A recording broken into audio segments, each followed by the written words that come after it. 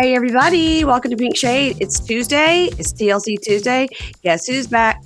Back again. Kimmy's back. Tell your friends. Hey Kimberly, I'm so happy to have you back. Hello. Don't ever call me Kimmy, though. Don't like that. The unbreakable Kimmy Schmidt? Mm-hmm. No. No, I don't like it. Kimmy Gibbler on Full House. I got sometimes as a kid, and I did not like it. I get it. I wouldn't like that either. I hear you. No. I hear you. I respect you. Listen, my office, I'm at my house now in Virginia, and I haven't been here in a month. So I don't know if anybody's opened the door to my office in a month, because I walked in here and I was like, so no air has been flowing through this room. So can it smell? No, it just smells a little like nobody's opened the door for a month, you know? Yeah. Yeah, they respect your space. So I guess, or they don't want the dogs to come in here to eat all my Poshmark stuff. So I've got a candle lit and I've got a little fan going, and so we'll see what's happening. But you're back, and people were asking where you were. No one asked. You had great guest people in, and no one cared. I had great guests, but that doesn't mean people didn't want to know where you were. Oh, well, that's nice. They're just morbidly curious. Well, yes, always. So tell the people where you were. I had a medical thing happen. I almost died. It was just as exciting as Mary Payne's almost death. Yeah. No, it wasn't. Damn it. It was pretty serious. It was pretty serious, but not like that. I mean, if you would have given it another week, who knows? Yeah, that's true. Yeah. And I almost did, just for the story, just so I could get some Mary Payne sympathy points, like when she almost died. Yeah. I had a bad liver number, like 25 times higher than it's supposed to be, and very dangerous to be that high, like unheard of to be that high. Crazy. Like no one had ever heard of a number that high. And so literally any medical professional you spoke to was like, well, that can't be right. That's not possible. Yeah. Yeah. So I got some like a abdomen CTE MRI thing, and I had bile duct stone obstructions, which can get cause like infection and sepsis and stuff if they're not treated right away. Yeah. So bad. I was in the hospital for 4 days. They took out the obstructions, and they took out my gallbladder the next day, and they cut my Cara. So thank you for talking about my Cara on the show. I didn't say who's Cara. Was the friend that I was the friend with the butthole that was cut because they need to get out these bile duct stones. So, but I'm doing so much better. You look great. Thank you. My insides were like how Shea's outsides look, but now look at me. I'm thriving, and I just have a bunch of incisions that are still healing and stuff. And here you are back to work. But I'm so excited to be back. What's Shea's excuse? Because look at that man who looks like death, and my liver was in bad shape, and look at me. I look great. I'm glowing, and this man looks like he's dying of dysentery. He does, but you don't drink, and he does, and that's the difference. And that's my liver was failing, and I don't drink. That's what's crazy. This man is 80 years old drinking out of a beer funnel. No, I'm so excited. Thank you for covering for me. You had some amazing guests. I listened to all the episodes, loved them. Bring in these people full time. You should kick me off because they're great. That's always your concern, and I don't know. I don't know where that comes from. It's some sort of deep rooted fear of rejection. I don't know, but like you're literally in the hospital saying things like, "Please don't replace me. Please don't replace me." Matt already has a show. So does Chris Vera. So does Kim. So does Kim. They can't do another show. I mean, I have another show, but true. It's fine. But anyway, thank you for your concern. I'm so excited to be back, and I'm raring to go with these people.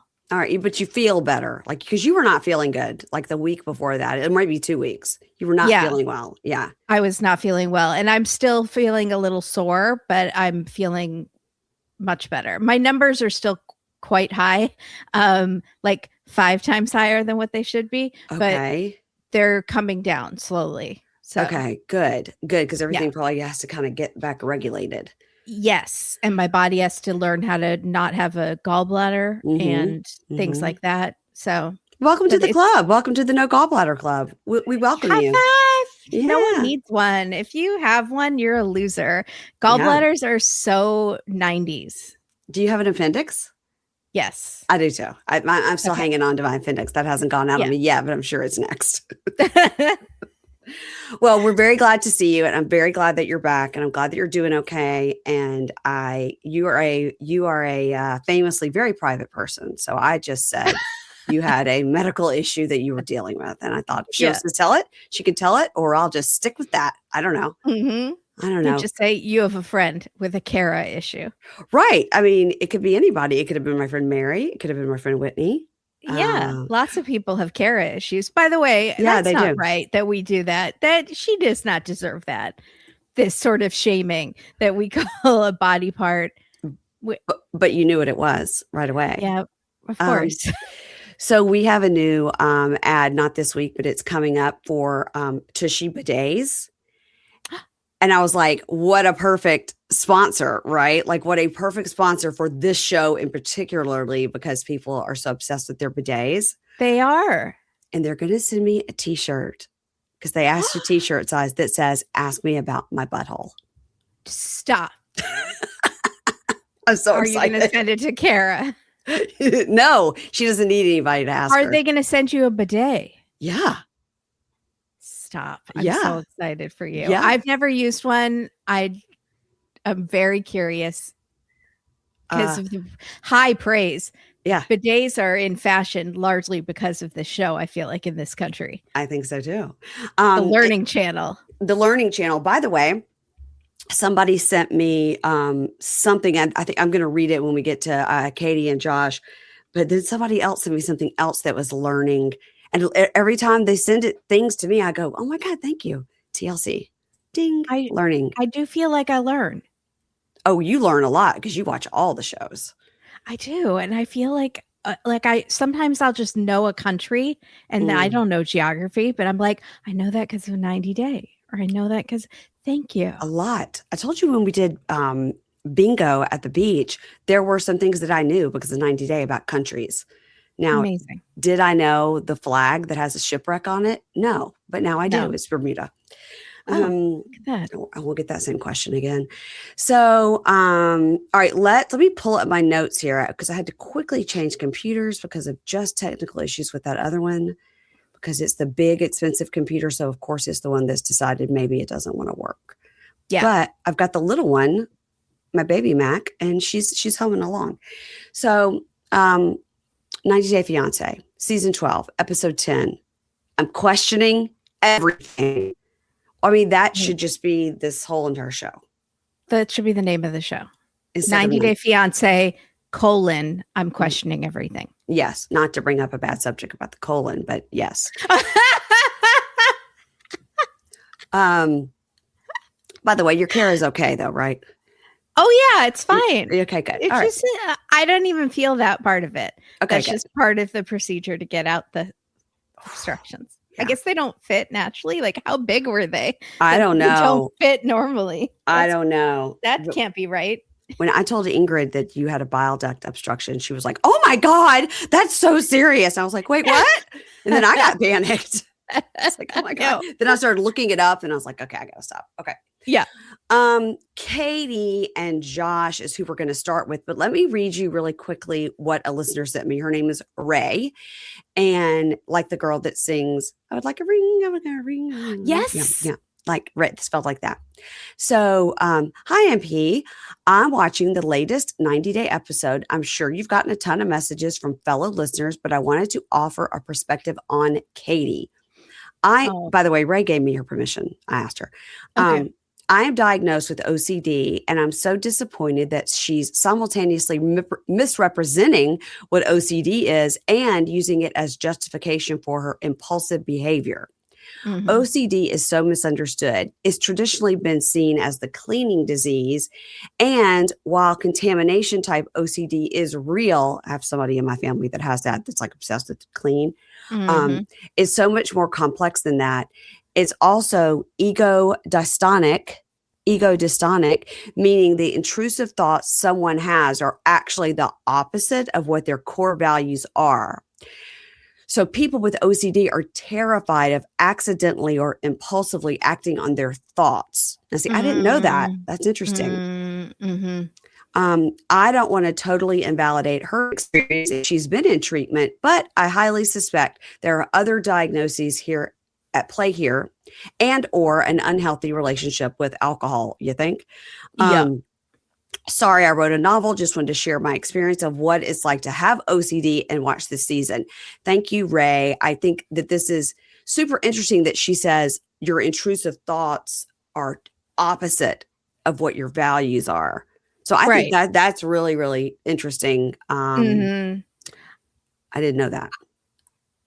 I think that's part of it, but we'll get to it. But I also think she is very conflicted, Catie, because she does not want to settle down. Yeah. And so she is self-sabotaging a lot of this because she does not want to marry him. So part of her, I think, does want to live and drink and make out and do that. But then when she tries to buckle down and say, I'm not going to do this, her thoughts patterns go in a cycle and make her want to do it even more. Right. It's like if you have a fear of heights and you stand on like a balcony, you're scared that your body just might jump. Like, I think it's very scary. And you don't want to jump. You're scared of heights, but you feel like your body might just do it and you can't stop it. And you're scared that happens. That's interesting because I am scared of heights and that's how I feel.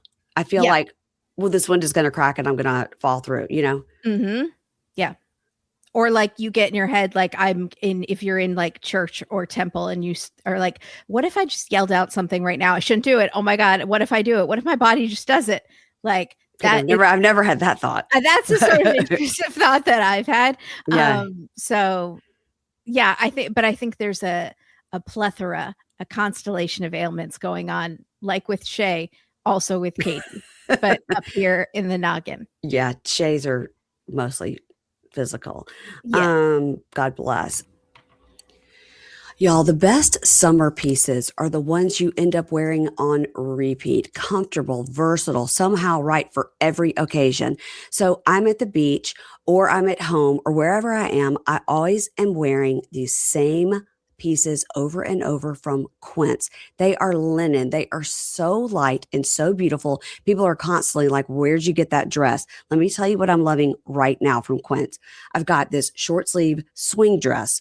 I've got the linen shirt dress. My favorite is the short sleeve pop over top, the long sleeve pop over dress, the long sleeve pop over maxi dress. I have it in a light blue color. I bet I wear it once a week and people stop me. Where did you get that? I mean, it looks like I got it at like some sort of fancy European store. It is from Quince and it is so affordable. You know, they have these lightweight, effortless styles. They start at $32. They also have this amazing denim. You can get some really cute white denim jeans. They have these organic cotton sweaters. And that's really great. Sometimes at night, you need to just like throw something on your cute linen pop over top.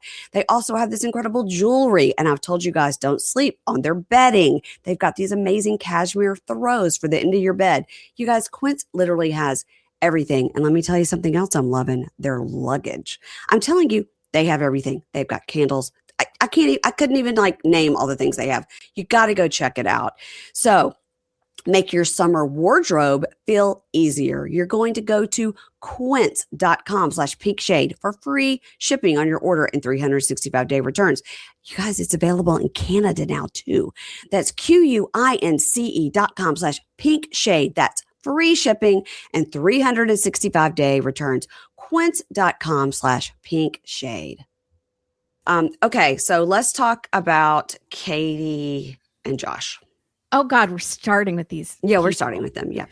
Oh God. Okay, let me get my notes because I just don't like talking about them. So I was like kind of hoping they would be off the show. I didn't really have anything wrong with me. I was just hiding out.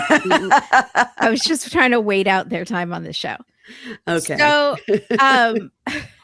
I did like what Kim from Cray Cray said about Catie not having enough shame. I thought that was so spot on. And because I say it all the time about society, like people in society now, because of social media, because of reality shows, like, and people on the internet just trying to become famous, like no one has enough shame. Like, people would rather be the villain of a reality show than not be on a reality show.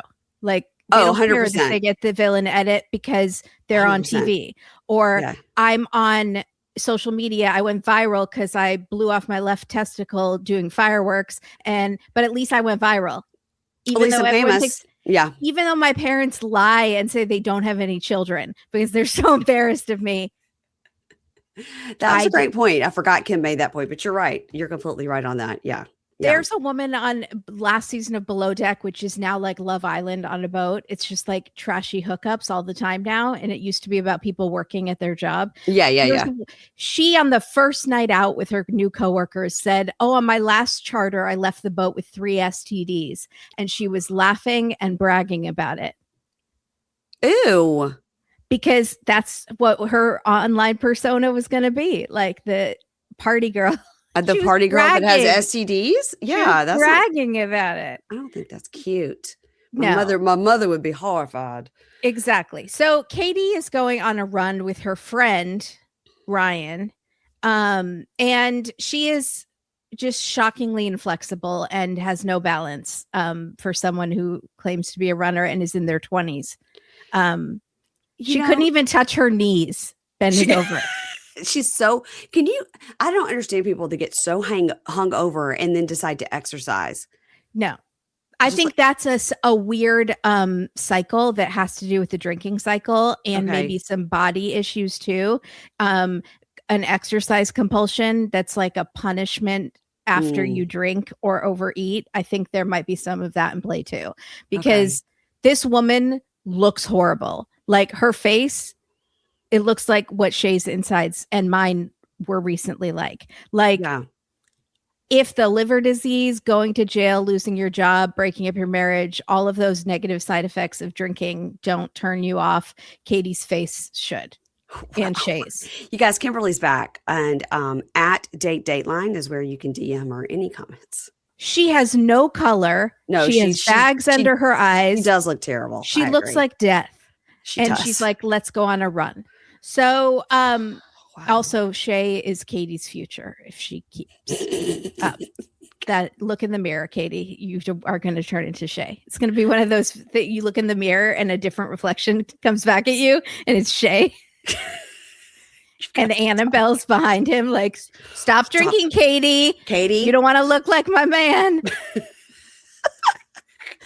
So she says, I'm worried that Josh is reaching his breaking point and won't want to be with me if I keep acting like I'm acting. Yeah. I think that's why she's acting like that. I think because she does not want to marry him. Self-sabotage. Yes, I think it's just sabotage, because it's just not even self-sabotage, it's just sabotage. She's trying to sabotage it because she's doing that instead of taking any accountability. She's just going to sabotage it to be like, well, I'm a fuck up, so that's why it left me. But that's what she wanted, instead of like saying to him, I don't want to do this.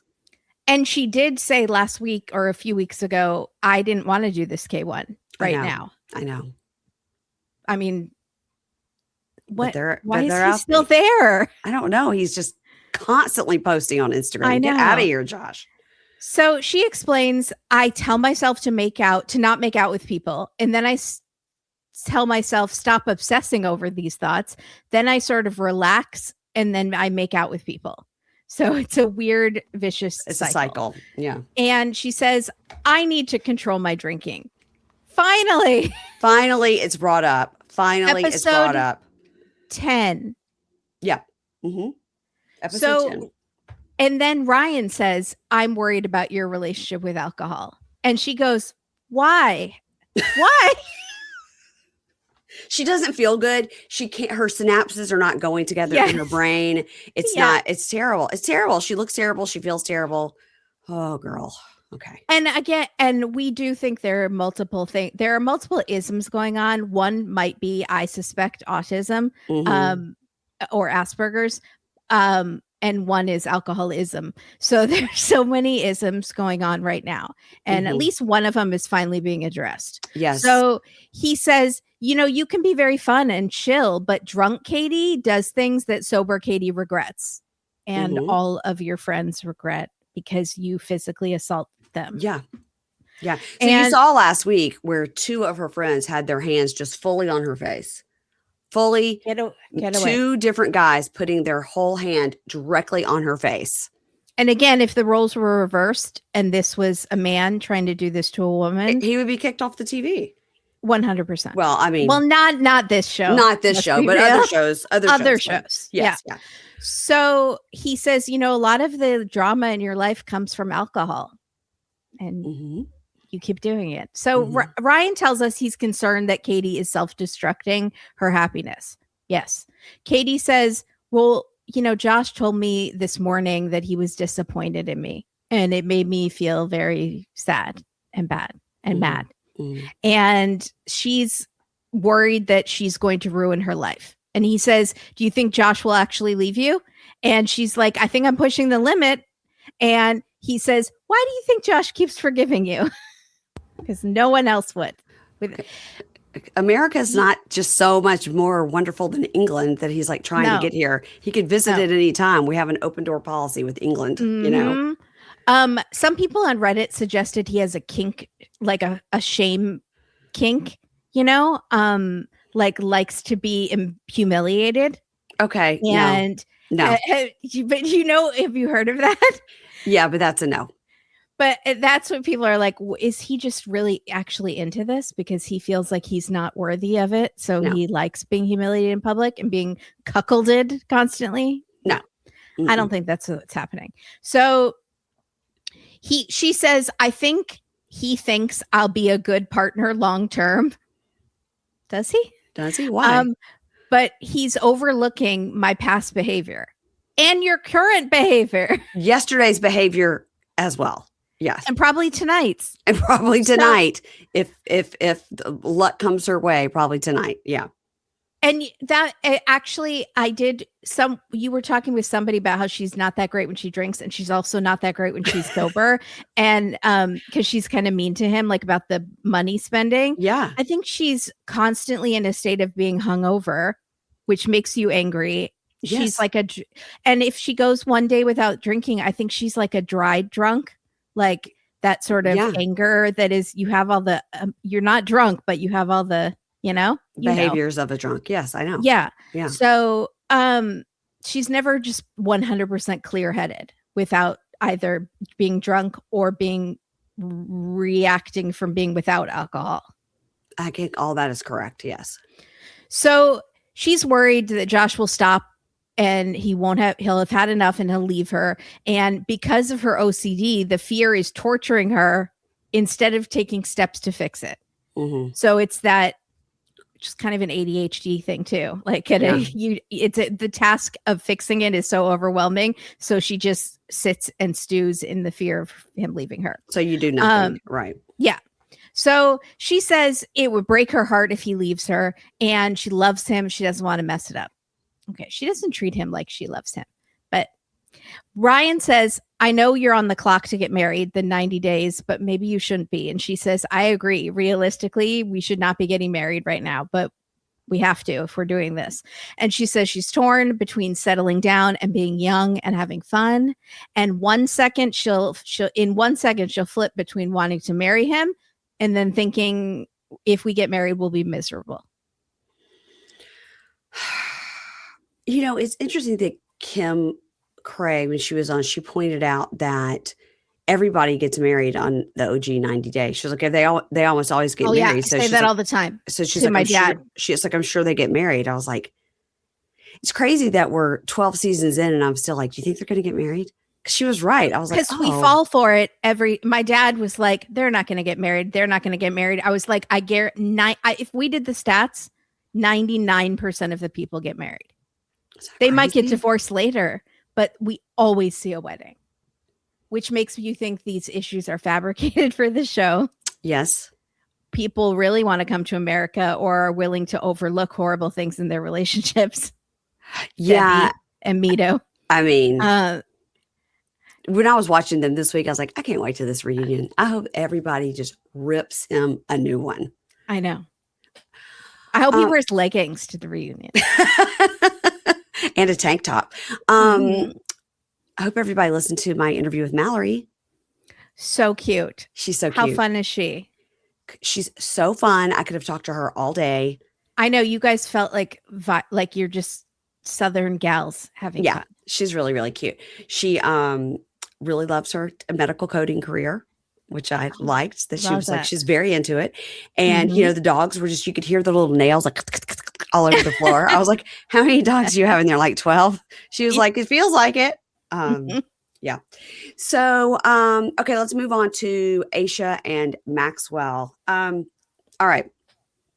This is a great episode because I get to speak in tongues. So everybody get ready for that. Ashia's mom, Juliet, I don't know why every time she comes on, she doesn't look like a Juliet to me. No. So I just keep writing it down. So yeah. Ashia's mom, Juliet, and Maxwell's family, Maria, Clement, and Blaze. Well, Blaze isn't there yet, but they're shit talking about Ashia's age, right? That's where we come in because Blaze has just come in and Maria says to Blaze, do you know something that mama just told me? What? Did you know Ashia is 146 years old? And Blaze goes, huh? What? And she says, yes, 38. And she goes, what? Huh? She says, well, she's way older than Maxwell. They're like, where is her wheelchair? Where are those dentures? Oh my God, she doesn't even smell like hard candy and mothballs. She needs to get her testosterone pellet in her ass right away. Acting like, I wish when she walks in later, Ashia, they had gotten up and like guided her to her seat. Here, let me help you. Now, Juliet, Ashia's mom, is sitting there just drinking her wine like, yeah, she's old, all right. 38. Woo! Started all this. So funny. She started the whole thing. She didn't care. So the talking head Blaze uses a Rachel Zoe line from Real Housewives of Beverly Hills. She goes, is Maxwell okay? It's hilarious. She goes, that age difference is too much. I thought they were joking. Surely she's not 38. Oh my God.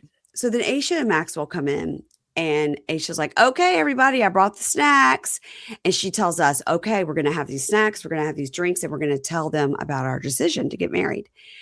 So Maxwell says, all right, everybody, we want to let you know that while Ashia is in Nigeria, there's going to be a little wedding. We're going to get the documents and go ahead and apply for the spousal visa. And Juliet says to Maria, Mama, they call each other mom and mama. It's so funny. I love it. She goes, Mama, are you disappointed? And Maria goes, I'm just surprised. And Blaze says, I am bothered. I have just found out she is way older than you. 10 years. The difference is too large. And Maxwell says, why are you talking about this? And how did you know? And Juliet with her glass of wine was like, I said it. I said it.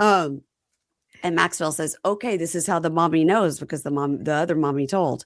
So in her talking head, Ashia says, I deliberately did not tell these people my age. My mom spilled the beans. And to me, it's between me and Maxwell, and they don't need to have any opinion on it. And with that, I agree. Yeah. So Blaze says, did she tell her mom not to say anything though? I think she did. And I think mom got, she's not eating much. And they gave her some red wine. She's just like, woo. Blaze says, look, I love you it's a compliment sandwich. Here we go. I love you as a person. And I think you have a good character and personality, but I'm not in support of the age difference. God sets the rules of marriage. Because Maxwell goes, who says you have to be a certain age to get married? And she says, God sets the rules on marriage. 98% of marriages, the man is older than the wife Otherwise, it is hard to submit to the husband because you will always remember that you're older than him. So I cannot approve, and this is too much.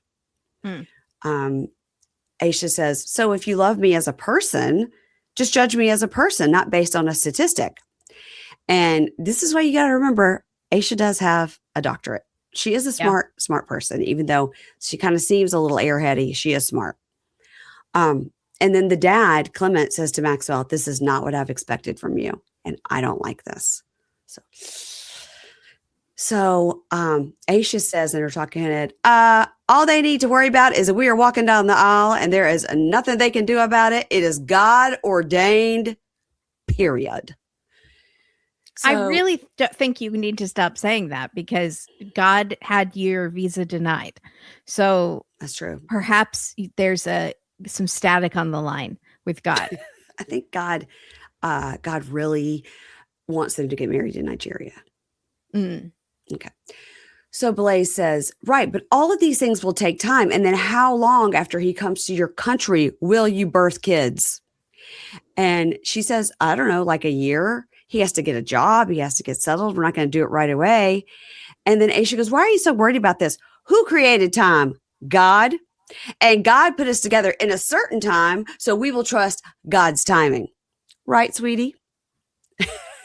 and then she goes, and also in America, we have options. We can freeze eggs. We can have surrogates, blah, blah, blah. You know. Yeah, Angela could tote it for me. And by the way, I'm pretty sure they have those options in Nigeria as well. You know. Yeah, probably. I love this blaming God for everything. It's like, yeah, I murdered someone, but it was God ordained because God it happened. And God is the plants and the trees and the everything. So get on board. God. So Talking Head, she says, fertility is really personal. And we're also faith-based people. So why don't they have faith? Let's get biblical, okay? In the Bible, Sarah was 90 years old when she had her first child. So if God wants it to happen, it will happen.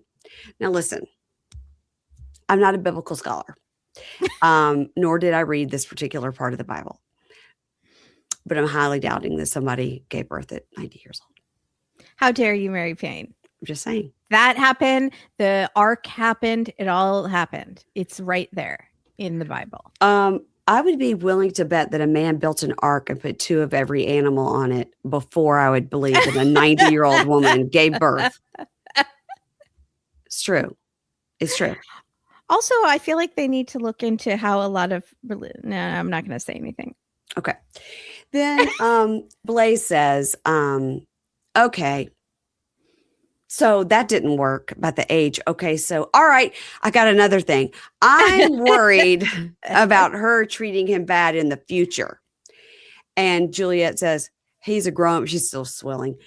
He's a grown man. Maxwell, are you going to let her mistreat you? And he goes, she won't even try it except for at the restaurant earlier. Yeah. And then before when we were upstairs. But after that, she won't even try it. Even when she talked about my eyeballs and my hairline and my skin. Besides that, she won't even try it. She respects me 100%. And he goes, but you all keep talking about submission. But in the Bible, it says a man and a woman should submit to each other. It's not just the woman submits to the man. And I have always told you, I am not looking for a wife. I am looking for a partner. And with Ashia, I have found a partner. And I like that. Yeah. Now I believe in their love. Oh, stop. Okay, I do. I believed in it before, but now I really believe in it. So Blaze says, well, your mom says you won't mistreat him, so I'll believe her. And then she finishes off her compliment sandwich with, I don't hate you. Yep. I love you. I love you. I just have fears. When somebody says, I don't hate you, they hate you. They hate you. Why else would you say that? Why else would you say? I would never just go up to my friend and be like, hey, how are you doing? I'm glad to check on you. And also, I don't hate you. Yeah. Yeah, it's a weird thing to say. She says she just has fears. And Ashia says, the number one thing here is the kingdom of God. And Clement says, okay, yes. And I have decided age is just a number and it doesn't matter. Well, God told me just now. 5 minutes ago, you said, I don't want this for you, my son. You're making a bad decision. But now he heard about Sarah and the 90. And And then mom says, you know what? You're right. God blessed Sarah, and she was old. So at least Ashia has not reached Sarah's age. I mean, 5 or 6 years she will, because that's how they're acting. But 90. Yeah. 90. So dad says, okay, so God can still bless Ashia and Maxwell with children. Yes. And Ashia goes, okay, so now that we've all agreed on that, let's join hands and pray. And she says, our Father who art in heaven. I was like, oh, she's going to do the Lord's Prayer. But she starts with, our Father who art in heaven, bless everybody whose hands are touching here today. And blood. Amen. Nobody bats an eye. Nobody laughs. Nobody goes, what the fuck just happened? No. She did that the first time she was there. They probably laugh about it. She's going to come. Do you think she's going to do the tongues? Yeah, she's probably going to speak in tongues. Yeah. Maxwell, are you going to have to learn that language? Good luck, Maxwell. So I don't want to start the pregnant thing again like we did Aviva, because we were wrong. But everybody was wrong too, not just us. Yeah. I do think Ashia in one of these dresses does appear to have a baby bump. Oh, interesting. That she seems to be masking with a wild pattern. We were right with Anna Lynn. So we were 50-50 last season. Mm-hmm. And they put them both in baby doll dresses. Yes. And this dress she's got on has got kind of the right under the boob thing. Yeah. So, and they film all these talking heads like at all different times. So it could be when they filmed the, anyway. Yep. Just saying. And then I said, how long ago did she say she saw him before this? Because it was a few months. I thought it was 8 months though. See, I thought it was practically a year because they thought the visa was coming. Yeah. So and she definitely is only there like 3 weeks. So it's not enough time. Mm-mm. But it could be. But next week in the preview, it was a fake out pregnancy. I know. So I know. You're not the only one. So what if right when she got there, she was ovulating and got pregnant, and she is like 2 weeks shot pregnant. Up the club. Yes, right away. Yeah. And then what if like when they're filming these talking heads like 4 months later, she's alone, she's in Alabama, and she looks pregnant. Exactly. Or what if it's just an ill-fitting dress? Exactly. Speaking of ill-fitting clothes, let's talk about Marissa and Edward. Oh. Yeah. Not everybody should wear leggings, guys. Not everybody should. Well, Mido, for example. Mido is a great example. And Marissa might be another example. There we go. In my opinion. Guess who else shouldn't wear leggings? This gal. Yeah. We're not saying we should. Yeah. No. So Marissa and long-suffering Edward. So she comes in, hey, I need to talk to you. I just had to redo all the trash. I told you to take the trash out to the curb. Did you understand me when I said that? And he's like, curve. He didn't understand curb. And she's like, okay. And he's like, but I did. I took out the trash. And she says, you need to make it neat. You can't just throw everything out there and it's looking like a total disaster. My neighbors are going to think we're pavos. So he's like, it's trash, but he didn't do it right. And she's like, I'm not going to get aggravated if you don't know a word, but I need you to like understand what I'm saying.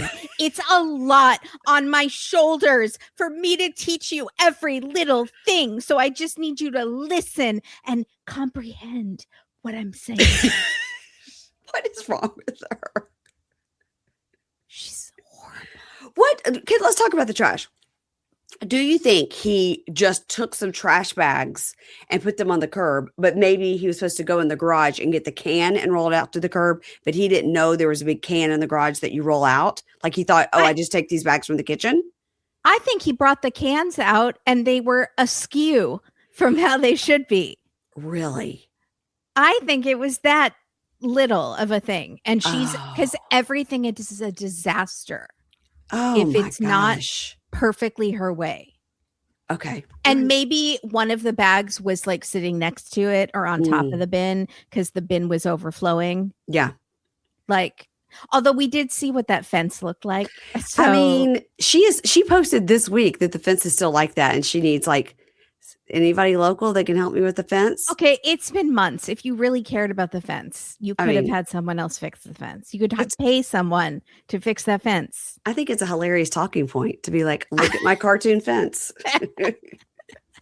If people are driving by taking pictures, is that the fence from the Learning Channel? I saw it on 90 Day Fiance. That's the famous fence. Last week we talked when you weren't here about Marissa's mom had posted on somewhere that, yes, I saw it, about the whole thing about what makes Marissa special, and she was saying it like my daughter's a loser. It was because he said he had been married to an American before, and the American moved to the DR, and he never wanted to move to the United States. I found that shocking. I am never shocked by what they leave out on this show. It's crazy. Like, remember Lauren had children? Right. Lauren with the seafood in the bathroom. Yeah. That is very interesting. The mom and Marissa are just so defensive online about how they're being portrayed, and it is making them even more unlikable, unfortunately. I can't wait to the reunion when the mom comes on, and then maybe Sean Robinson or Ross Matthews will say, "Who did your face? It's incredible." Yes. Yeah. So Marissa tells us it's been tough. It's taking him longer to integrate into the culture, and I should be more patient. But I was under a different impression of how things would go. What was the impression? How did you get that impression? It's making me second guess if this is the right thing for me. It's always for me. It's never once for him. Nope. So she goes to meet her gorgeous mother. God, that would suck, constantly being compared to your mom. And that neck skin is just staring you in the face all the time. Perfect. And you're just like, it's perfect. Yeah. So she bitches to her mom that Edward has been trying to help out, but he's messing everything up. And I'm trying to give him the benefit of the doubt that he's not an idiot. She says that. To give him the benefit of the doubt that he's not an idiot. This is a great way to get your mom to approve of him. By the way. Right. Yeah. To complain and say you're giving him the benefit of the doubt that he's not an idiot. So mom says, well, he doesn't know the area, the culture. That gets old after a while. And she talks like old money. And Marissa says, he's so warm and so great, and I'm always criticizing him, and it's not nice. And then we see a montage of her yelling at him. He's like, bro. And she's like, don't call me bro. Can I taste this? Don't taste it with your fingers. That's disgusting. Just constantly him sitting in the back seat of the car because for some reason her child gets to sit in the front seat. And mom defends her and is like, you can't be nice all the time. He's too nice. That's not good. He needs to stand up for himself or he'll start to resent you. And Marissa says, yeah, he does need to stand up to me. He needs to be a man. God, I hate that. This is the Paula Russ thing on Last Resort. Well, that's justified because he's a doormat. Yeah. So Marissa says, I've been upfront and honest about how I'm feeling. And he just says, we'll figure it out. Like, no big deal. And that's not appropriate when I say I have doubts. And which is my favorite last line of a movie ever. Yes. Doubt. I have doubts. So she tells her mom that she has doubts and she loves him, but he is going to contribute and he has to get up to speed or I'm going to lose it.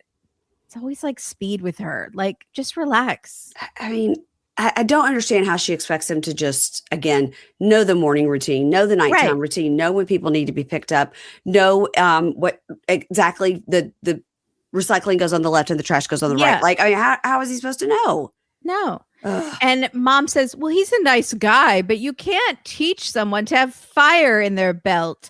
In 90 days, if you don't see ambition, it's not there. And mom says, keep your head on straight. And she's like, but in her talking head, she's like, I'm thrilled that Marissa has doubts, basically. That's it. She's like, did you hear that? She's starting to have doubts. And she doesn't think Edward fulfills every part of her perfect, charming, smart, gorgeous daughter's on life on every level. And that's what she deserves. So then Marissa takes Edward to the park to talk. And finally she says, how are you feeling about things? First time. Yeah. She says, I feel like I've been very rude and snippy to him, and I feel badly about it, but I can't help it. He's just so dumb. I mean, banging every single night is not enough. I'm going to need it twice a day to be nicer. Yeah. Yeah. So he says, I've been a little aggravated, and I know I can't communicate it perfectly in English, but I'm new in your country. And it's taking me time to learn things. And, he says, yes, it's been hard for you. You talk about it every fucking day, but it's been hard for me as well. I'm the one who left my entire life to move to a new country. He says, I feel so much pressure to be perfect. And if I speak up, there's a problem. But if I stay quiet, there's a problem. So I feel stuck and I feel like I can't do anything right. And he says she's very impatient with me and she gives me attitude and then she's never happy with anything I do. And so she says to him straight up, I've been a bitch and I'm embarrassed by my behavior. Good. She's on an apology tour this week. And she says, I've been feeling fears that have clouded my behavior. My fears, because of your dumbness, have made me be a bitch. So it's really your fault that I've been a bitch. Correct. Yes. So she tells him she's having serious doubts about the relationship. And she says, have you had doubts? And he says, no. And she says, well, you always think the best of every situation and I think the worst. And he says, in my life, I haven't had a choice to just stop and cry. I just have to make things work. And so she says, well, I'm sorry. I don't have the same conviction that you do. I need you to understand why I'm not sure. And he gets upset and he gets up and walks away for a minute. And he tells us, if she wants to walk away, she can walk away. I know my value and I'm not going to drag myself on the floor for anyone. I don't have to endure this shit from anyone. And I was like, good for you, Edward. And your newly circumcised penis has found their balls finally. Oh, and I loved how they were showing the shot of her sitting on the grass, but like the shot was behind her over to where he was talking to production. Yes. And she's like, I wonder what they're talking about over there. I was like, wow, they really don't take them very far to talk to him, do they? The sound doesn't carry, I guess, in that field that they were in. So he goes back and she's like, this is part of the how you feeling, buddy? How you doing? Like she says, this is part of the process. We have to have these hard conversations to make our bond stronger, to make sure that when it comes to our wedding, we are good to go because we've had all these hard conversations. And it doesn't mean I don't love you. I don't hate you. I don't hate you. Let me start off saying that. I wouldn't have brought you here if I didn't love you. But you need to be able to manage through these hard conversations at difficult moments. And he says, my life has been difficult. I know how to be in difficult things. And she's like, then why do you just walk away? And he says, because I don't like to show weakness. I don't want people to see me crying like a little girl. And she says, well, it's okay to show emotions. And if you don't, then I'm always the crazy one that's showing emotions. And I feel better after letting these emotions come out. And you deserve to feel better too. And I need you to show emotions or we're not going to make it. So fix your emotions too. And the way you take out the trash. And she says, I need him to put me in check and be a man. And maybe when he just says, I love you, everything's fine, I love you, it's going to work out, isn't actually real. It's making me think like he doesn't really feel like that. He's just putting on a facade and he's just using me to get to America and doesn't really love me. That's where I'm spiraling because he never shows negative emotions. So that can't be real. But I mean, I feel like she's known him for a long time. And if this is the way he's always been, then this is the way he is, A positive person who is like, I'm going to make the best of the situation no matter what. Yeah.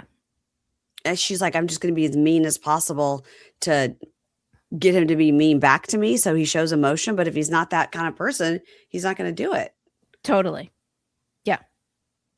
this lady. Okay. I mean, maybe she's going to have some sort of a fantastic redemption arc, but I hope so. I don't know. Because she's really one of the most unlikable people we've had. It's been rough. Unfortunately.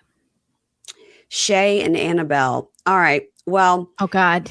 We open with a lot of woohoo, woo, woo, Shea, baby, woo. And Shea, a 55-year-old man, is doing a beer funnel with a bunch of 20-year-olds. No one this close to death from scurvy should be drinking out of a beer funnel. He later says to her, that's how you drink alcohol faster, baby. You don't need to drink it faster.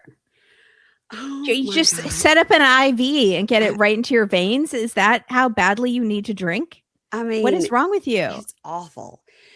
So he walks up to Annabelle, who's sitting in a chair, and he goes, how you doing, my pretty little Filipina? I'm going to sit by you. And she's like, ugh. And she turns around and he tries to kiss her, and she kind of does like, okay, and pushes him away. And he goes, give me that tongue. Let me see that tongue. If somebody said that to me, I would have stood up and said, that's it. I just threw up in my mouth a little. All these people are leaving. You're never allowed to see any of them again. You're no longer drinking. Sell this lake house. Let's go. Like that. If that is what you think is cute or funny, that's disgusting. Especially coming out of his mouth with his teeth, the smells that must come from that mouth. And her face is like, ugh. So, here's something that I've noticed a couple of times on this show. They mention more than once, and this happens with other couples, that these two are married, and they don't edit that out. I know. So it's either sloppy production, or they are married, or it's just a drunk girl saying it. Nobody corrects her, but nobody says they're not married. So it's interesting. Very weird. Perhaps they did get married one of the times that he visited her. Yeah. Yeah. And this is a spousal visa. Yeah. Yeah. I don't. Yeah. Okay. But we still don't know the timeline of him being with her and being with what's her face and having a baby. And having a kid. Right. This whole thing is murky as as his teeth. It's murky. It's murky like Forrest and Sheena. Like exactly. This is our first time ever seeing each other, but then we see pictures from 2019 together. Yeah. Yep. So this girl, Aspen, is talking to his daughter, Allison, saying, it's wild to see Annabelle in person. Like, I didn't even know he was married. And I was like, wow, he's had a wife this whole summer. And Allison goes, yeah, he's not single. He's married or like about to be married. Yeah. I got to get my lines right. So if it's true, and this is all sort of how they've messed up the timeline here, that production didn't cut this is weird. Yeah, it is. That makes me think they're just drunk and saying wife when they mean fiance. Right. It's like Dia on Love After Lockup, who was like, well, I was in a 20-year marriage. Yes. And then I was this guy for 2 years, and now I've been with this guy for 1 year. I was like, you're only 30. Right. So you got married when you were 10. Also, the fact that can we just talk about this party? I know you already talked about it with Kim. The lake party? People, yeah. The band that is like it's just a guy playing, with a guitar. but they have like fake music playing over it, but like because they don't have rights to, I don't know. But like no one's even raising their voice like they're at a party. It's just because there's like 8 people there. Right. It's like a parody of Mallorie's white trash party, except that party actually looked fun. Yeah, it did. And this party looks so lame. It's like people just standing around like at an 8th grade dance or something. Yeah. It's so stupid. BYOC, bring your own chair. Like, yeah, it was like going to a kid's soccer game, bring your own chair. Yeah. It just didn't even look fun. Like drunk people are supposed to be a tiny bit fun so you can put up with their dumb antics. These people are not even being fun. And I kind of wonder if this was in the fall, right when the time changed. So it probably did get dark like at 6, but they told everybody to come like at 4:30. Right. But they're only going to film until like 10:30. Mm-hmm. And then that's when the real fun's going to start, but we're not going to get to see it. That's totally possible. I disagree with Kim that these people are going to bed by 10. I think No. Because half of them are 20-year-olds who for some reason are partying with 60-year-olds. I don't understand this at all. I don't understand this dynamic. So then we get I think these girls hang out with Shea because he's buying them alcohol. Yeah. Mm-hmm. And they're friends with his daughter. Yes. And maybe one might sleep with him if she was really drunk and she thought she could marry him without a prenup, because he looks like he might die soon. So you might not have to be with him for that long. Right. I don't think one of these girls has any thought of sleeping with him. I think they just like flirt with him like he's the gross old drunk dad at the party and he'll buy us free stuff. Yeah. So we get this new girl group. It's Chandler, Aspen, and Hallie dressed in the exact same outfit. Yeah. And they're maximum 30 years old, maximum. Mm-hmm. And they're all dressed alike. And Aspen says, you know, Shea, he's such a big flirt. And he told me he would buy me an island. And, you know, he's asked me to stay the night here and stuff. And that's all I have to say about that. She's the one that said she didn't know he was married. So, yeah. Right. She's the one who I feel like maybe is looking for a rich husband that she could be on Easy Street for until he dies. Okay. I mean, I guess Shea is considered rich in Paducah. I just can't tell. He said island. Also, let's stop talking about islands. We don't need to talk.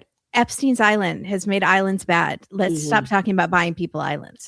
You don't have island kind of money. You don't even have like yacht kind of money. Like Mary Payne said, you have 3 trailers to your name. So barely. Yeah. Yes.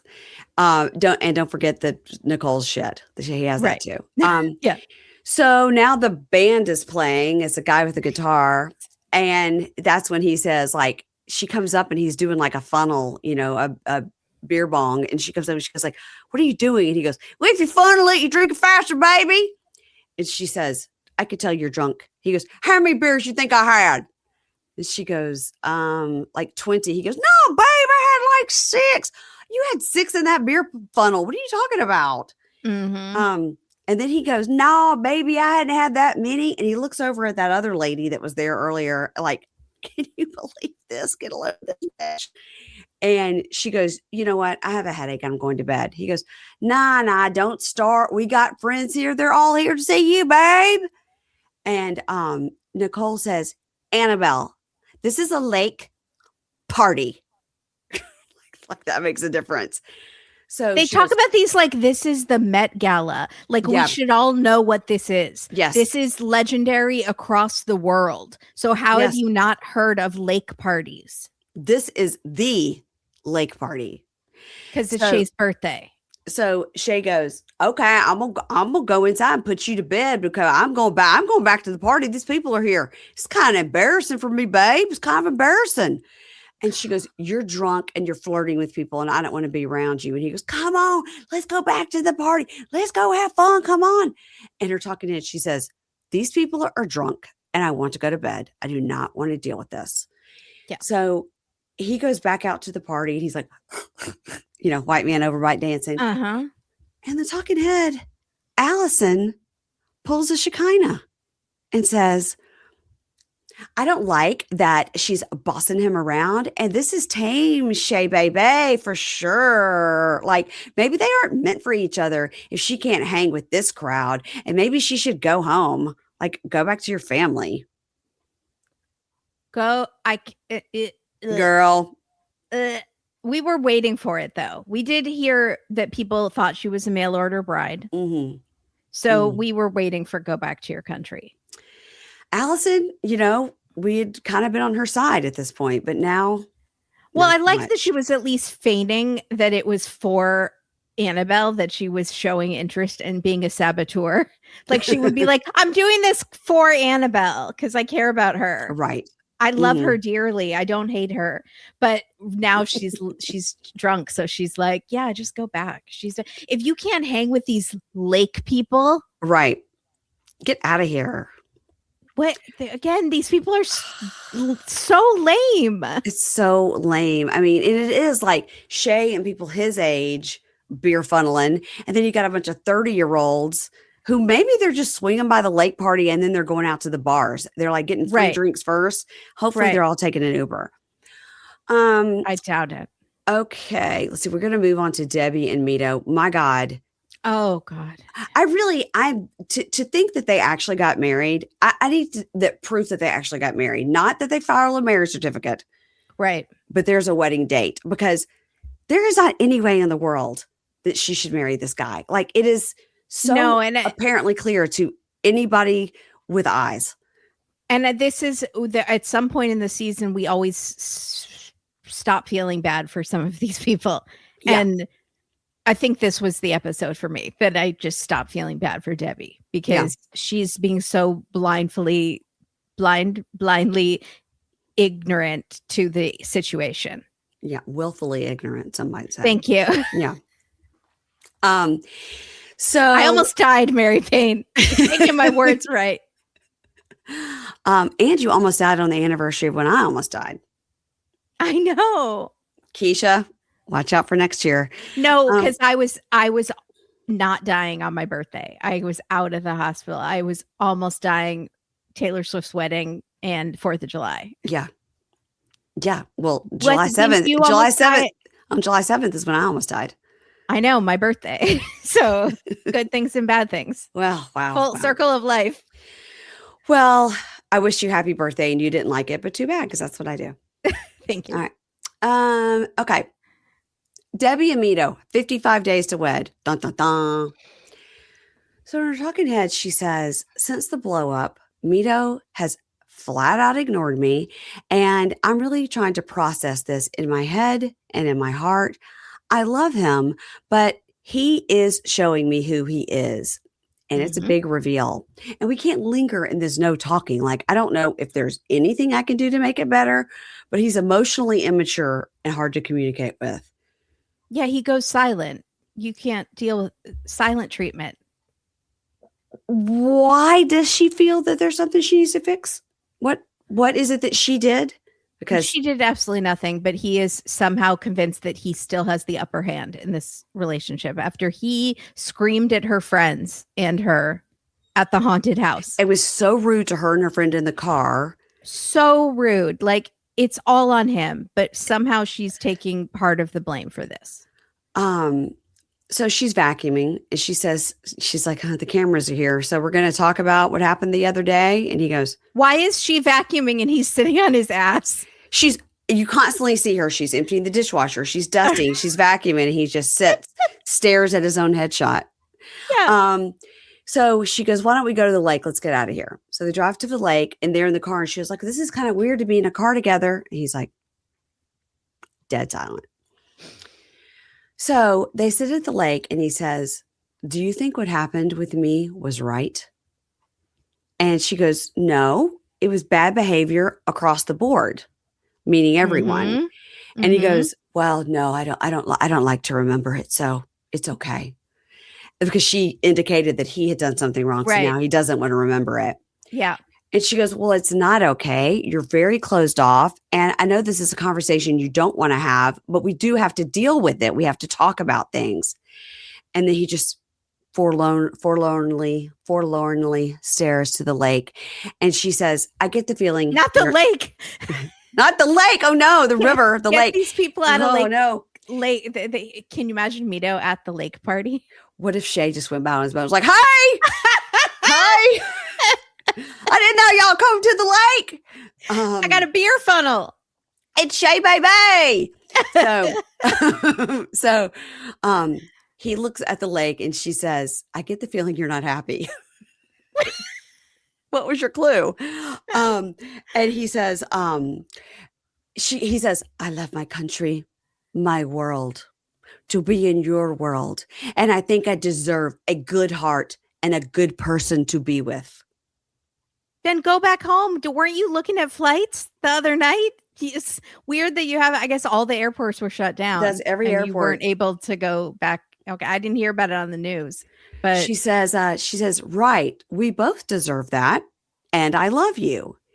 And then he closes his eyes as if she has said, I'm going to stick a hot poker up your Cara. Like he closes his eyes and goes, oh.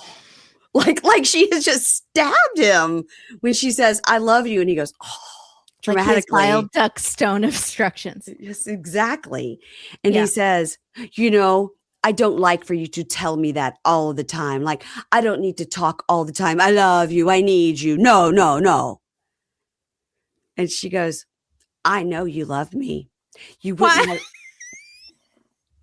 This man just flinched as if you were tied stones to his ankles and about to throw him in that lake and make him do a beer pong with his Shea. Like, you don't have to say it. Your face says it all. I know you love me. As he's like, so she says, I know you love me. You wouldn't have done all you did if you didn't. You don't say it, but I know it. And he goes, okay, excellent. Very good. And she goes, what? He goes, you you say it. Okay, excellent. Good. Okay. So her talking head, he's so pissed. He goes, if you love someone, you don't say it all the time. You should just do something. Just be kindness, be supportive, defend me. She doesn't show me that. She shows me the life, she shows me the life, not just love. This woman enrolled you in acting school, has taken you in, has flown you across the world, got a bigger apartment for you. What do you mean? She contradicted you in front of people, and that's bad. That's it. That negates all the other stuff. Also, she's not asking you to say it over and over again. She wants you to say it once. Before she marries you, she wants you to say, I love you. Once. So she says, well, and he says, he says, very good, excellent, good. I'm glad you know it. Great. And she goes, okay. So, what happened? I don't know what to do to make sure that doesn't happen again. Again, it's not up to her. It's up to him to control his emotions. It's not up to her to constantly be like Danny and Nia, where Nia's always on the valley trying to okay, let me just make sure it's okay so he doesn't blow up. And he goes, I don't have a plan. And she goes, well, your plan should be to stay here. Why? Why do you want him to stay there? No. Why? Have you had any fun at all since he's been there? Not a moment. Since the sightseeing with the leggings and the tank top and the posing on the street, have you had fun? And even then, it went to shit because when they went to return the thing, then they had a fight. Yep. And she says, well, your plan should be to stay here. And he goes, it depends on you. You have to fix it.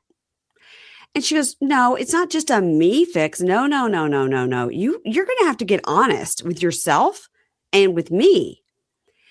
The talking head, she says, Mido has turned this whole thing around on me. He won't take accountability on his side. Ever since he's been here, it's been all about him. Relationships are about compromise, and he's been single for a long time, and I'm starting to see why. Okay. Yes, Debbie. Thank you.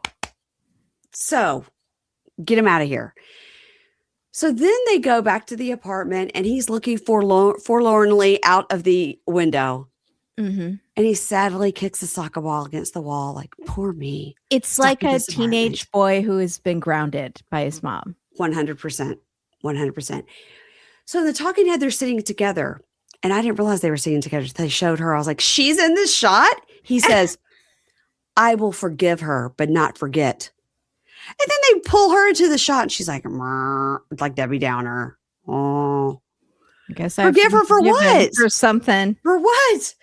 And he says, it is hard to forget something like this, but I will continue with her to see what's next. And if it's bad. She accused him of having sex before marriage too, with that other woman. Oh yeah. She said, you can fuck that whore, but you can't give me compassion. That pissed him off too, because he's pretending he's a virgin. Right. I think he might be a virgin with women. Right. If the Kara doesn't count, he's good. Yep. So he says, if it continues like this, if it's bad, I will book a flight back to my country. And so she says, well, I think it would be foolish to throw away 6 years. And he says, love is not enough. And sometimes the heart changes and people change, but we will see. He's a manipulative gaslighting monster. He is. I think he's a narcissist and a manipulator. 100%. Yeah. Because somehow now she's like, why would we throw away the 6 years when she just said in her talking head, like, he's putting the blame on me. He's taking no accountability. He's turned it around like I did something wrong. So her She's daughter, the perfect victim to this sort of behavior. yes, her daughter, whose name I cannot remember, and I didn't write down. She walks in and goes, "Hey, what's going on, you crazy kids? Feels pretty tense in here. What's going on?" And Mido is sitting on the couch, admiring his own headshots one by one, and looks at the daughter and goes, "Look, I just need quiet and resting." Oh my God. And she's man. like, "Fuck off. You don't pay rent here." I mean, she's like, Yeah. she goes, "Okay." So she walks out. So I guess she texts her mom, like, "You want to get a pedicure and get rid of this loser?" Now, they go to the most ridiculous pedicure place I've ever seen in my life. Yeah. It did not look comfortable or leisurely. This place is ridiculous. They have porch swings hanging from the ceiling as the pedicure chairs. No, that's not comfortable. Welcome to the country signs. And where you looked for your colors, above it, it said farmer's market. What are we doing? What? Okay. So the daughter goes, "Yeah, this is not great with Mido. He just sits on the couch staring at his own headshots."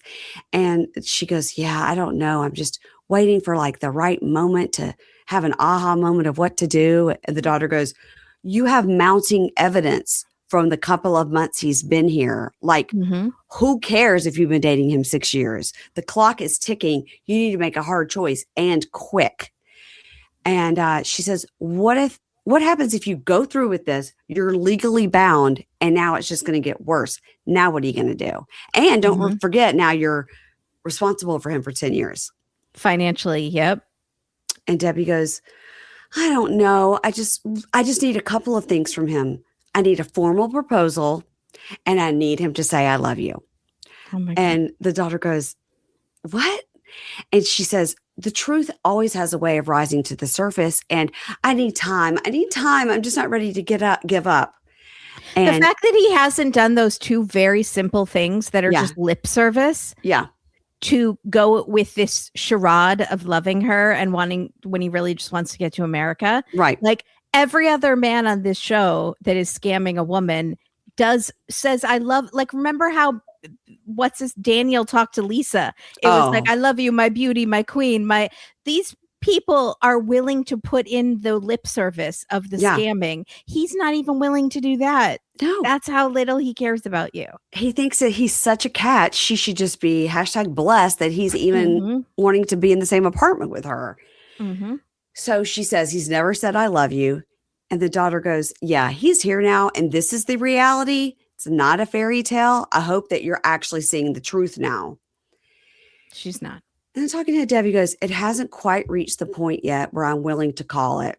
I need to see some forward motion from Mido because I'm really not sure if he loves me." Oh my God, he doesn't. He hasn't told you that. He doesn't. He doesn't. She needs to learn about sunk cost fallacy. Like, just do a quick Google search. Just read the AI, blurb about it. Yeah. That it's textbook what you're doing. Yes, totally. She's like, "Well, if I just give him 3 more days." Yeah. I've already put in 6 years. I don't want to lose that. She could get on Tinder in New Orleans or Silver Singles or whatever and find somebody in a heartbeat. She's pretty. She's and cute. She has She's a got good job. Good job. She has a cute dog. Yeah. Nice apartment. She's got a Mercedes. Come on. Okay, let's go on to Thomas and Paula.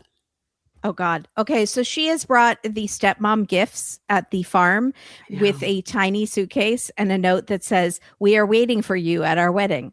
And I'm looking for something in here that I could have tiny. Do you know what I mean? Like, do you have something tiny? I have like a little this is just it's like a fidget thingy. It looks like a tiny Rubik's Cube. Look what I have. Here's a tiny remote control for my lights. Okay. Wait, hold on. I've got this. Sorry, that's my boob right in the camera. Join on video. Oh, I also have a tiny nail file. Look, I have tiny New York City. Adorable. Look. Animated. It's perfect. It's so cute. I have tiny New York City. I'm manifesting it. What am I manifesting? going there for LibraFest. If you didn't get your tickets, it's sold out. Sorry. Go ahead. Sorry. So we warned you. So also they have a new American Gothic farm hero shot that hilarious. And he's smiling in it. And I was like, how are you on this farm with your allergies, sir? I thought your allergies were deadly. You know, that's a great point. That's a great point. Now, listen, don't come at us, perfume allergy people. I'm sure there are differences, but I know there's a lot. I have seasonal and like environmental allergies, and a farm for me is just horrible. Yeah. So, well, his is just perfume. Okay. His is just perfume. Yeah. Not super glue. So Thomas tells us we are going to invite them to the wedding, but we're also going to tell him that my mom is going to be there and they might freak out. So they're having a picnic outside. They make her a vegan burger. Paula is wearing a dress for some reason. And she's changed like 5 times, and they've been there 20 minutes. Getting into all the plaid, and she wants to. Yeah. Mm-hmm. How many dresses for the wedding? Like 2. Yeah, I say 2. Also, Queen Mary, Catie worked at the ghost haunted house thing for Halloween one year, and she played a ghost. I can't remember which one, but like a big one, and she won like Ghost of the Week or something. I got a certificate because she worked on the Queen Mary as a ghost. Yeah, for one of their haunted house Halloween things one year. So does she know all the ghost stories? Because I'd like to hear. Yeah. Mm-hmm. Okay. Yeah. Well, if she comes to LibraFest, maybe she'll tell us. Exactly. Yeah. So they're talking about the wedding, and Paula is trying to manifest her family coming to the wedding. So she's bought a lot of miniature people to be like wedding guests. It's cute. It's so cute. It's so cute. She gives them the mini suitcase with the miniature things in it. The stepmom loves it. She's like, loves the little suitcase. She's like, I love miniature things. And she's like, a tiny pig. I love it. And so they ask more about the wedding. It's all going great. They're like, it's going to be in Long Beach and we really want you there. And the dad's like, who's coming? And Thomas is like, oh, so-and-so, so-and-so. So I did invite mom and stepdad. And then things get very tense. And the dad tells us that Thomas and his sister were kids when they got divorced. And we see a photo of Thomas as a kid with maybe a pat of butter on his head. Did you see that? I didn't notice that. It was very funny. I didn't understand what was happening. I'll try to text it to you. And the mom, it seems, we don't get all the details. The mom left and has no contact for a long time for the rest of their childhood, it seems like. And the dad raised the kids. Well, that's what I had to assume. I had to assume when the stepmom was so pissed, it was like, how dare, she comes back in their life when they're older and I get no credit. Yeah. Okay. I texted you the photo. So the dad is like, this was so hard raising the kids on my own, even though women do it every day. But he said it was horrible, and he's still very upset. And he says to them, we'll try to come, but I'm not sure if we're going to be able to make it. And then the stepmom is like, yeah, I have a farmhand that would need to take over the animals, and I don't know if I'll be able to come. And Thomas is like, it wouldn't be complete without you there. And they're like, we'll try. Now, Paula is very confused because in her world, she's like, this is our wedding. They should, of course, come and not worry about the animals. So she's like, please come. I will say a prayer and manifest good things for the pig and the cow and the donkey. Please come. And the dad tells us Paula thinks she knows what should happen, but she might not understand the full situation. And I will never speak to Thomas's mother ever again. Yeah, so, it could be bad with both parents there. It could kind of ruin the whole thing because Thomas will be so worried about, blow up. Yeah. So the dad is like, well, it's your wedding and you two are the most important people that need to be there. So basically don't worry about us if we're not there. So, I mean, I'm glad that he invited his mom, and I'm glad for whatever the situation is that they're able to have a relationship now. Yeah. But that has to be hard as, we don't know how long the stepmom's been the stepmom. And if she feels like I completely raised these kids, this woman made my husband's life hell, then Totally. then you can see why she's so bitter about it, Yeah. and why she got so pissed with Paula posting all those pictures. But Paula Mhm. didn't know that. It's not Paula's Right. cross to bear, you know? Mhm. Okay, you sent me this picture. Let me look at it. No, I don't think that's a pat of butter on his head. I think that okay. I think it is his cowboy Cheese? hat. It's got like a feather or something. I think it's Oh, part of, okay. I think it's part of the hat. But it's funny that Okay. you thought it was a pat of butter. I did. That- Maybe because I can't have butter right now. Yeah, maybe because you're hungry. Uh, Okay, let's end with Mallory and Rasit. And oh when I boy. talked to her, she did call him Rasit. She did. Interesting. And I was like, just when you got us used to Rosh, now you're saying Rasit, and I was calling him Rasit. Damn. It's not Rashid though. It's definitely Rashid. I don't think that Rashid is the way it's pronounced. Well, I did like how she talked about him braiding his mother's hair. I thought it was cute. Yeah. So got lots of nice comments on my interview with her. Some people in the comments going under it and saying things like, he's a loser. You should dump him. He only wants your money. I was like, let's just be. I don't think that's true, but I do think he's being an asshole in a lot of his. I was not happy with him in this episode. Yes, I agree. But there's a lot of conflicting information on social media because, like, one person said they did get married and they like saw proof of it, but he's on social media in Turkey saying he doesn't have a wife. So, I think all that's fake, and I think they are married.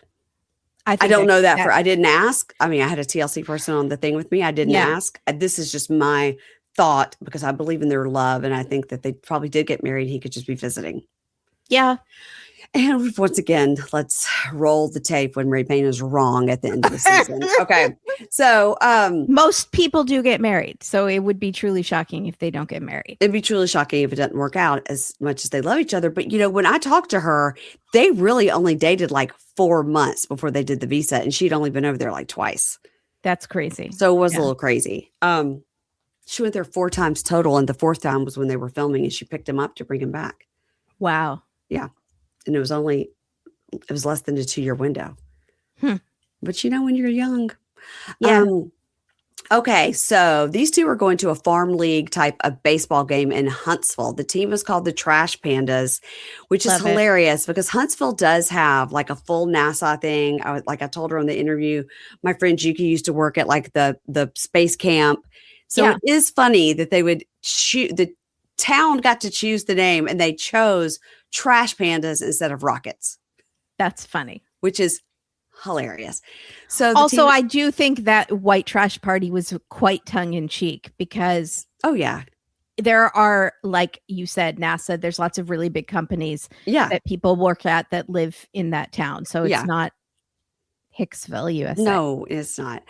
So the team is called Trash Pandas, and she goes, at baseball games when they do them, somebody throws out the first pitch. It's like ceremonial, and she goes, who's going to do it? He goes, who? Like it's going to be some Turkish celebrity that he's heard of. Kevin Costner, And she goes, you. He's like, no, what? It's so funny. And then in there talking to Ed, he's like, I'm going to throw it 11 miles. She was like, you're going to throw it? What? And then he keeps like holding up his muscle. And she's like, I don't know what you're saying. So they meet up with Michaela and her husband, Ren, spelled Ryan, Ren. And then Brandon is there. Pan over to old Brandy. Brandy's there. Mm-hmm. And the talking head, Brandon says, with Rosh, it's been nothing but straight disrespect. And why even invite me if all he's going to do is throw shade my way? Like, I'm an ally, not an enemy. So I don't know what to do about this guy. But if he keeps it up, I will be the enemy. And he don't want that. Mm-mm. So Rosh is so excited. He throws out the first pitch and they're asking him where he learned about baseball. And he says, Twilight? Do they play baseball in Twilight? They have that slow motion game in the field. No, I don't know. I never saw Twilight. It's funny just because they've aired, like on social media, people have put the scene without music, without the dramatic music. And it just looks ridiculous because they're just like jumping in slow motion and running really fast, but it's all like slow. It's very dramatic, but there's no music, and you see how stupid it is. Okay. Well, I guess in Twilight they played baseball, and that's where he learned it. Yeah.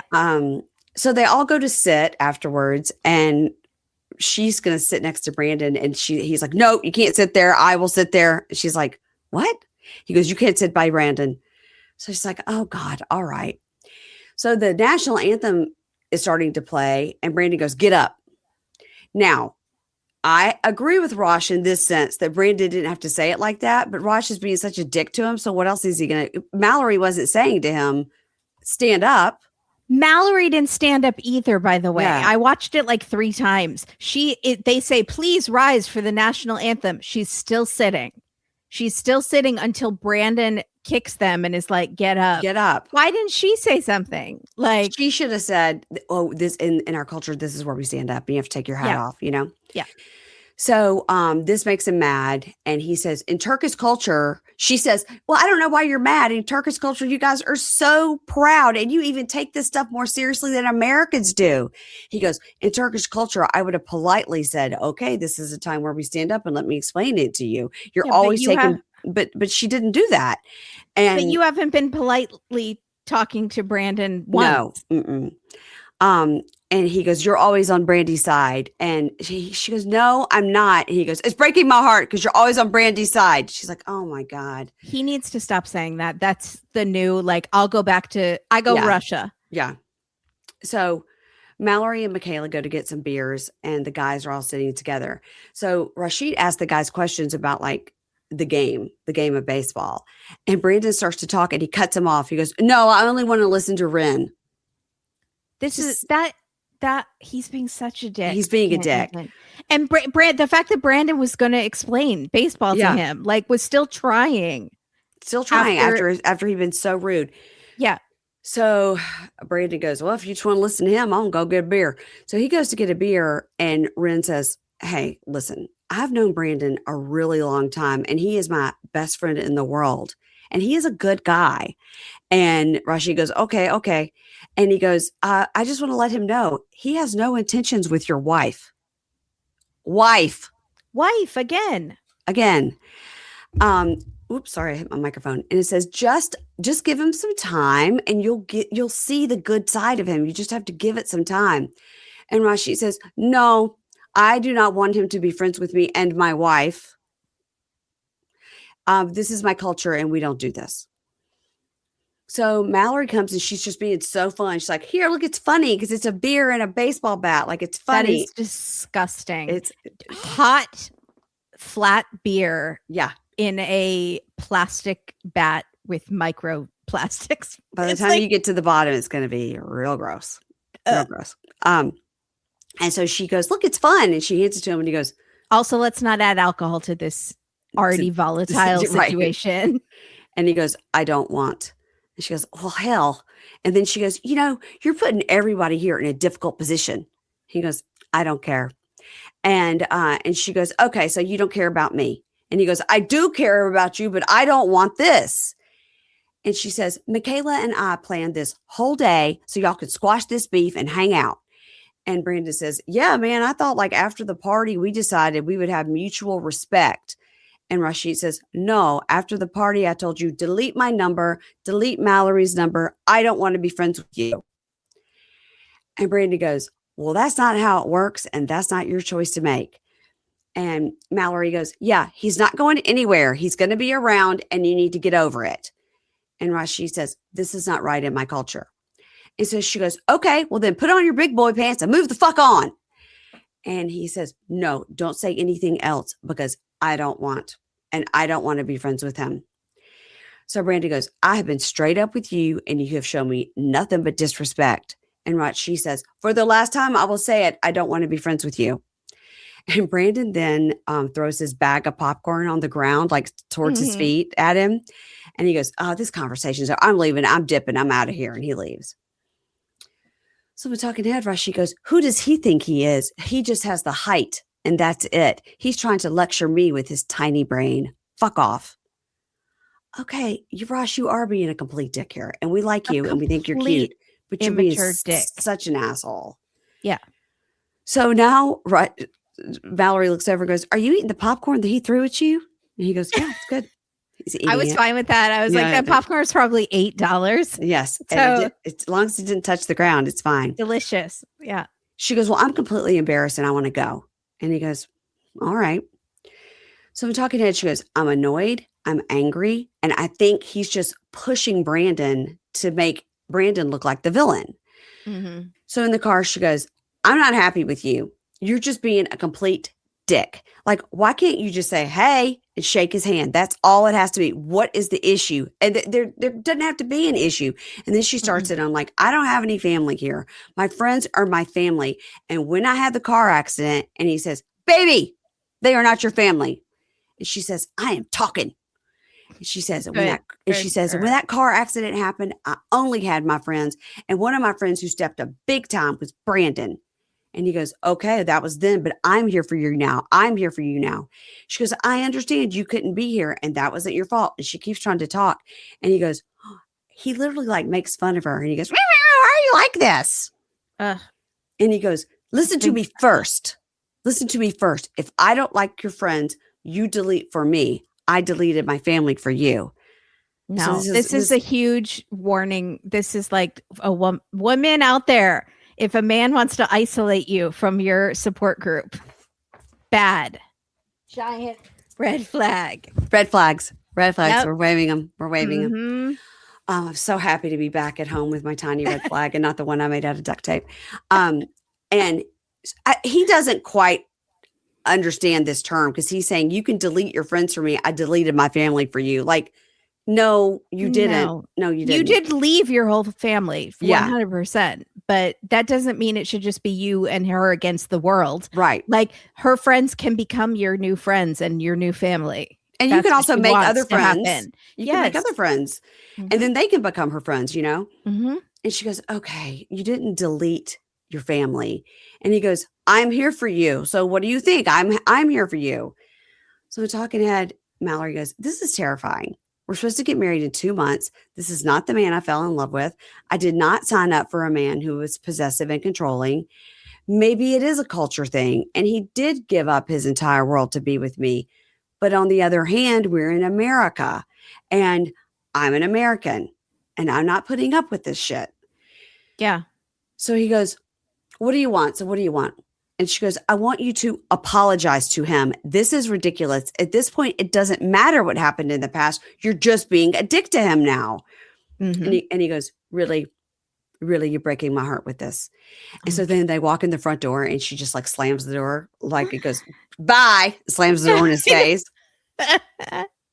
So I'm talking to Eddie, says, "She really broke my heart. First with this contract, the prenup, and now with Brandy. And I'm the husband. You have to take my side." So obviously next week something else happens, so it's going to be okay. But next week looks very fun. It does. So I'm excited. Next time on, Edward and Marissa are having drinks at someone's house, and Edward says to the guys, "Okay, so what do you do for a job?" And the one guy goes, I'm in finance," and the other one says, "I'm an insurance broker." And in talking to Ed, he goes, "These are the kind of people I would take care of the hotel. And now I'm hanging out with them. It's crazy." But I mean, she's the kind of person you would take care of a hotel. And you did take care of her at the hotel in more ways than one. You banged her. And then you banged her. So Marissa says to her friends, "I feel like I'm losing myself. And what should I do?" And the one friend goes, "This isn't the Marissa I know." All right. Okay. Annabelle goes to church and is real judgy. She doesn't like it. She's making fun of it. She's like, "Oh, we're going to clap. We're going to sing. What are we doing? Why are we standing? I hate this." And then they're outside and Allison goes, "Well, I'm not changing churches just because she wants to." And then Annabelle tells Allison, "Once again, you act like a spoiled brat." It's not going to go over well. Ashia calls her brother cousin, the guy that we met before. And she goes, "Well, we decided we're going to go ahead and get married." And he says, "Bitch, are you crazy?" And she goes, "You're being very disrespectful." And he goes, "Bitch, are you crazy? Are you pregnant or something or what?" So then I think that's a red herring. Matt Shark fake out. Yeah. Matt Shark fake out. Because she gives a look like, oh no, he knows that I'm pregnant. He could tell by my face. Mm-hmm. Now we see Mallory and her friends all together, same group. Brandon's there. And she says, maybe y'all can help Rashid understand. I want a prenup. And Michaela goes, I'm the one who actually suggested it. And Brandon says, did you ever take into consideration he packed up his whole life and moved here? And Ren says, he has put everything he has into you. Why not do the same and put everything you have into him? And Rosh is like, Rosh is like, maybe these guys are so bad after all. Brandy has my side. Interesting. Maybe I'll call him Brandon from now on. And this man with the tiny brain seems to have some big good thoughts. Mm-hmm. Oh, God. Then Debby tells Mido she has a surprise for him. She takes him to a little chapel and says, what do you think? It's a place where you can get married. Because I think they are coming down to like the last 10 days. Yeah. And he goes, I think he looks terrified when he sees that it's a chapel. He goes like this. He goes, I think it is time to go home to my country. And then she goes outside and falls to her knees crying. Wow. I wonder if it was like a test. Like, I'm going to take him to this chapel. This is a time to prove it to me. Are you here for me to get married or not? Or maybe she's like, I'm going to take him to this chapel, make him marry me because in the vows it says love and that'll be my chance. Right. Exactly. Because she's already said she wants a real proposal and a ring, and he's clearly not doing that. No, they're giving Danielle and Mohammed. And that's really sad. Remember when he was like, Debby I can't kiss her because it's a holiday way better for me. Than Danielle. Yes. Yeah, he couldn't. It's Ramadan. I can't kiss you. I can't kiss you. So high five to the marriage. Telling you this now during the ceremony in front of your friends. Oh my God. Now that's it. Now I don't know if you have a Kimberly's Corner because I don't know if you. I do, watching. But I don't really have time. I have to run to a doctor's appointment, a follow up. Okay. Well, here's what I will tell you. Yeah. When we record for Last Resort, which comes out on Fridays on the Prime feed, guys, $5 a month, get 4 episodes. There's going to be a surprise for you for Kimberly's Corner. Oh my God, I'm so excited! So everybody, tune in. Kimberly's Corner is going to have. It's going to be. It's a surprise. I'll just say that. I don't want to say anything else. I don't want to give it away. I'm so excited. Everybody, that's it. Kimberly and Catie have a podcast. It's called A Date with Dateline. I watched whatever Dateline was on Friday about the bluegrass something. Are you guys covering that? Yes. It was a short one. It was only like an hour. I know. They're putting the summer ones on now. But anyway, I always watch so that I can listen. And then I like to listen to Talking Dateline as well. And also, we had an interview with Josh Mankiewicz. Listened and watched all the clips. Oh, thank you. It was really good. So guys, go subscribe to Kimberly and Catie on YouTube, A Date with K and K. Subscribe to me as well, Pink Shade Pod. You can watch this episode there, and you can watch the interview with Josh Mankiewicz there. It was really good.